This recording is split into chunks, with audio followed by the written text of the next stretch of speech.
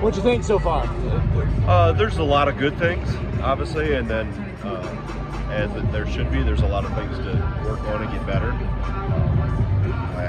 We didn't keep the pace we want to all the time, but we let off the pace at times, and we didn't throw the ball inside as much. We missed some rollers at times. We missed some big. We just turned down some open guys at times. But all in all, obviously, first time getting out in front of everybody, uniforms on, those things, there was a lot of positive things, and now we gotta, it's the last time we have to compete against each other in front of everybody else. The next time is against another opponent. So there's a lot to like with this group, but the thing that I like even more is there's a lot we got to get better at, which is exciting because it puts the ceiling much higher for this group. What did you like about Boyd today? Obviously, some of the numbers, but efficiently and pushing the pace. Yeah, I mean, he did. I thought he was one of them that back off the pace towards the end of the first half, and we talked about that at halftime of keep our foot on the gas. It doesn't mean you have to race it down and shoot it, but we got to come with a thrust and put pressure on the rim and pressure on the paint in transition. And, you just tell his experience. He's getting fouled there late in the game, getting the line, wants the ball in his hands.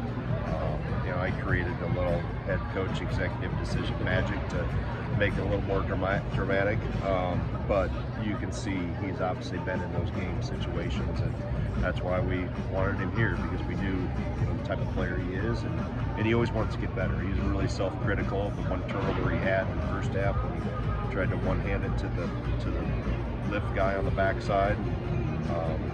So he's conscious of things, but also I like the aggressive mindset that he comes with. He's very fearless. Is the way Austin scores inside any more advanced than what you saw in film coming up for him? Yeah, I think that's something we've demanded of him and have emphasized he's got to improve that game, because that will open up his three-point shooting. That'll make that easier. And we collectively as a group have to be better at scoring in the paint with some of the rolls and getting out of screens cleaner and getting at the rim and completing, I call it completing routes. We're stopping routes short at times. We're missing rollers when they are open. When we do complete the route, we're not throwing it, or we're looking it off, we're on to the next, and we have to see that. That'll help everything when we're able to play inside out. And that combined with the pace that we play with, the amount of shooters we have, it'll make us a more efficient and complete offensive team. You've talked about how the international freshman has been really ready. Kind of what stood out to you about Hayden today? Yeah, I think he doesn't play like a freshman. You can see he's not afraid of physicality. His vision and feel for the game are good. His decision making is pretty good.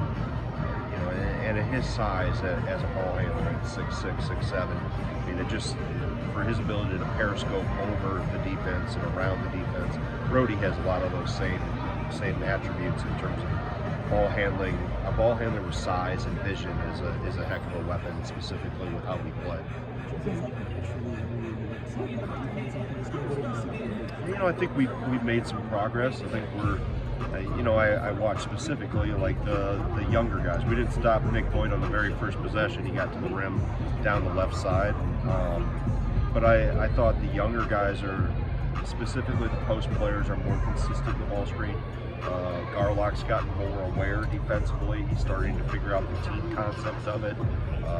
Alexis, same thing. He got a couple fouls on the edges, and we talked about that at half. He asked about that. He is a little too aggressive at times in the hedge, but I'd rather have it that way than not attacking the ball. So we've got a long ways to go on both ends, but and we need to be really good defensively if we want to get to where we want to get to and where I think this team has the potential to be. Or in order to reach our potential, we're going to have to be really good defensively. With just one side of the ball, one side of the court, then we're not going to accomplish what we want. It seems with Jones playing alongside Blackwell today, Blackwell's really freed up without having some of those tasks of carrying the ball up the court. What's the expectation of all the guys around him if he can flourish? I think we get multiple ball handlers and multiple playmakers on the floor.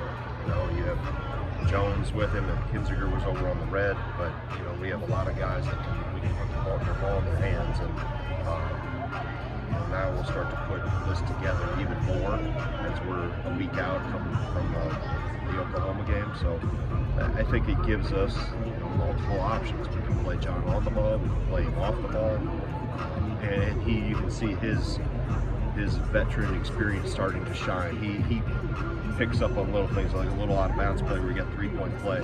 That was his little creativity within that huddle. He picked on a switch and talked that through. So that's what an upperclassman does. That's what a leader does. He was able to dissect that within 10 seconds in that huddle and create something where they can score quickly. So I see the experience, how he's talking to people, the calmness he plays with. Obviously, he wanted the ball in his hands there at the end. The first one went in, second one didn't. So I just like his moxie and the poise he plays with. What do you think of Boyd's charge? It was good. I saw the replay. He was outside the arc. I don't have my replay or my challenge flag yet. They haven't sent that in the mail. Or however we're going to challenge. Actually, it's going to be a verbal challenge. But that's probably one. As I saw the quick replay, I would not have challenged because I would have lost a timeout because I would have been wrong. Coach, it seems like Boyd kind of has a particular competitive edge to him. Just what have you seen from that? Is it kind of fitting the way that game is? Yeah, I mean, we've seen him. I've intentionally kept specifically him and Blackwell on opposite teams so they can compete with each other, and not so much that they go head, but what they do is they lift both teams. John lifts his team, Nick lifts his team, and takes them to another level. So when they make the people around them better, that's good, and obviously then the convergence of playing together. We've done that some, and we continue to do that. But it has lifted the competition in practice, and it's made everybody else have to be better in order to keep pace with those guys.